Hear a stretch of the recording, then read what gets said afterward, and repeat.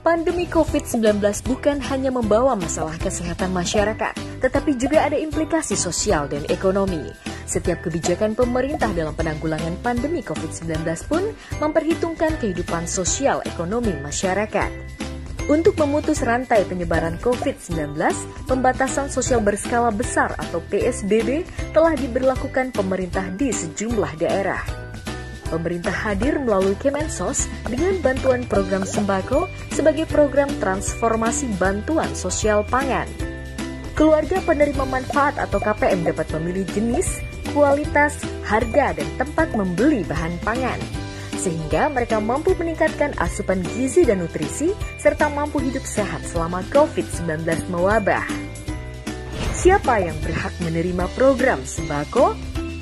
Mereka adalah keluarga penerima manfaat atau KPM dengan kondisi sosial ekonomi terendah yang terdaftar di Data Terpadu Kesejahteraan Sosial atau DTKS.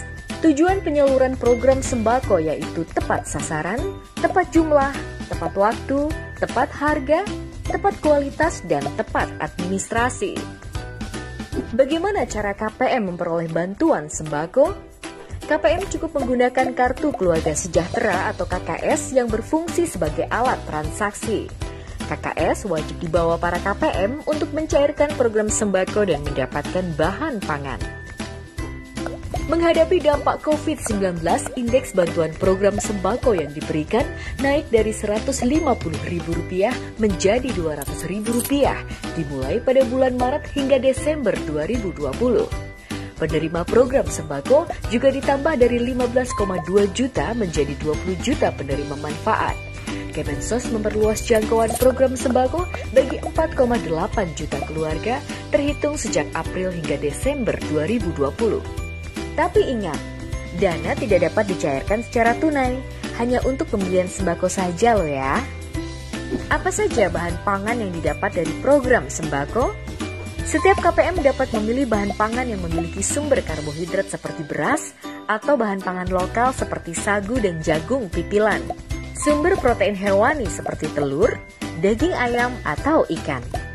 Sumber protein nabati seperti kacang-kacangan dan sumber vitamin dan mineral seperti sayur mayur dan buah-buahan.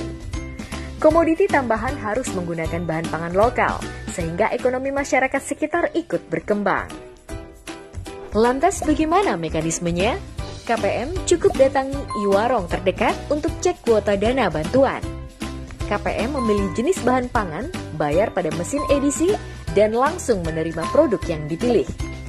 Selain itu, KPM juga dapat memanfaatkan dana bantuan melalui e-warung yang telah bekerja sama dengan bank penyalur.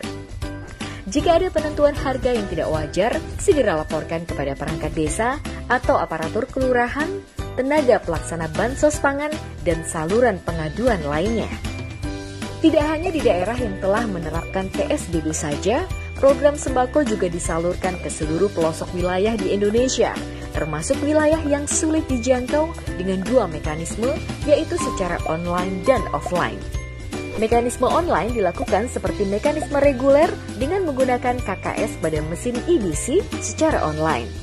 Sedangkan mekanisme offline dilakukan berkala setiap 2 hingga 3 bulan sekali di lokasi yang telah disepakati antara tim koordinasi bansos pangan dan bank penyalur di daerah.